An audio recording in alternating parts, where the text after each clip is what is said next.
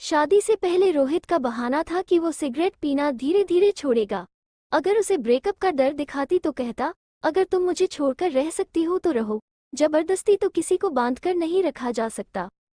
ये सब कहकर देवदास जैसा एक्सप्रेशन देता और मेरी ओर देखता रहता, और मैं बेचारा समझकर पूरे टॉपिक को छोड़ देती। शादी के बाद मैंने कहा, कम से कम अब तो सिगरेट पीना छोड़ दो, नहीं तो एक दिन देखना तुम्हें सिगरेट पीता देख देख कर मैं भी सिगरेट की आदी बन जाऊंगी। रोहित ने मुस्कुराते हुए कहा, वाह बहुत रोमांटिक लगेगा, सोचो तुम और मैं एक साथ सिगरेट पी रहे हैं। फिल्म में देखते हैं ना, हीरोइनें हीरो की तरह कैसे सिगरेट पीती हैं। ट्राई करोगी? रुको, एक पकड़ाता हूँ तुम्हें। रोहित को पता है कि मैं कभी सिगरेट को हाथ भी नहीं लगाऊंगी। इस बार यह आइडिया भी काम नहीं आया, लेकिन उसे सिगरेट पीना तो छोड़ना ही होगा। मैंने अपना बैग पैक किया और अपने पिता के घर जाने लगी। रोहित ने बैग देखा और कहा, इतना बड़ा बैग लेकर कहाँ जा रही हो? मैंने बहुत क्रोधित स्वर में कहा, मैं अपने पिता के घर जा रही हूँ। जब तक तुम स्मोकिंग बंद नहीं कर देते, मैं इस घर में नहीं लौटूंगी। चॉइस इज योर्स, क्या करोगी सोच लो। रोहित ने लैपटॉप में व्यस्त रहकर कहा, ठीक है, मैं ऑफिस से शाम को वहां चला जाऊंगा और रोज तुमसे मिलकर आऊंगा। मैंने गुस्से से कहा, तुम रोज ससुराल जाओगे, लोग क्या कहेंगे? और मैं दिन पर दिन उस घर में पड़ी रहूंगी, लोग क्या कहेंगे? रोहित ने मुस्कुराते हुए कहा, चॉइस इज योर्स, सोचो क्या करना है। अगर तुम मुझे छोड़कर तुम्हारे पिता के घर जा सकती हो, तो मैं क्या कर सकता हूँ? फिर भी मैंने कहा कि मैं रोज जाकर तुमसे मिलूंगा। मैं तुम्हारे जैसे हैवान तो नहीं बन सकता ना। मैं गाल पर हाथ रखकर सोफे पर बैठ गई और सोचने लगी कि यह आदमी इतना ढीठ क्यों है। किसी भी तरह इसे सुधार नहीं पा रही हूँ। कुछ महीनों के बाद डॉक्टर ने रोहित से कहा, आप पिता बनने जा रहे हैं, लेकिन अपनी पत्नी का ख्याल अभी से रखना होगा। रोहित खुशी से झूम उठा। मैंने रोहित की सारी खुशी में पानी डाला और कहा, इतना खुश होने की कोई बात नहीं है।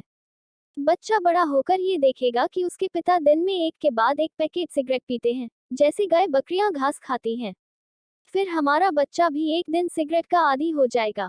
रोहित ने बहुत सोचा और कहा, और अगर यह बच्ची है तो वह स्मोक नहीं करेगी, वह तो तुम्हारी तरह प्यारी और मासूम होगी। मैंने अपना पेट थपथपाया और बच्चे से कहा, शायद दुनिया में एक यही सरफिरा था जो मेरे माथे पर लिखा था। प्रेगनेंसी के दौरान महिलाओं को उल्टी, भूख न लगना और खाने से अजीब गंध मिलती है। मेरे साथ भी ऐसा ही हुआ।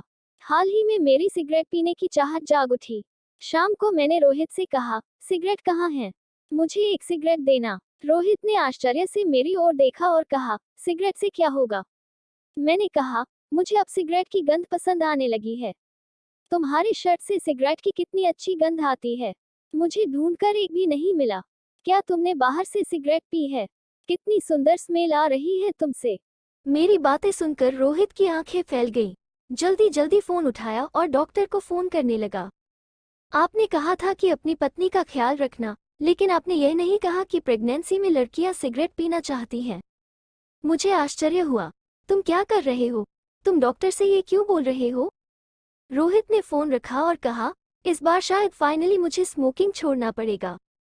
रोहित की बात सुनकर मैं जैसे आसमान से गिर पड़ी। भूत के मुंह में राम नाम। मैं देख रही हूँ कि रोहित पिछले कुछ समय से सिगरेट नहीं पी रहा है। उसमें से पहले जैसी सिगरेट की गंध भी नहीं आती है। मैंने रोहित से कहा, क्या बात है, आजकल तुम सिगरेट नहीं पी रहे हो? मुझे सिगरेट पीने की बड़ी इच्छा हो रही है, प्लीज मुझे एक सिगरेट ला दो। रोहित ने खाना चूल्हे पर चढ़ाया और कहा, डॉक्टर ने कहा कि हर समय तुम्हारी निगरानी करूं और तुम प्रेगनेंसी में सिगरेट पियोगी। दिमाग खराब है क्या? बेबी को प्रॉब्लम होगी। डॉक्टर ने कहा सिगरेट की गंध तुम्हारे नाक में नहीं जानी चाहिए। मैंने तुम्हारे लिए सिगरेट पीना पूरी तरह छोड़ दिया है। नहीं, मेरा मतलब हमारे बच्चे के लिए। मैंने आश्चर्य से रोहित की ओर देखा और कहा, अरे वाह, इतने सालों में मैं जो नहीं कर सकी, हमारे बच्चे ने आने से पहले ही कर दिया। शायद इसीलिए किसी ने कहा था, दुनिया में बहुत सारे बुरे लोग हैं, लेकिन कोई बुरा पिता नहीं है। कहानी को सुनने के लिए आपका बहुत बहुत धन्यवाद।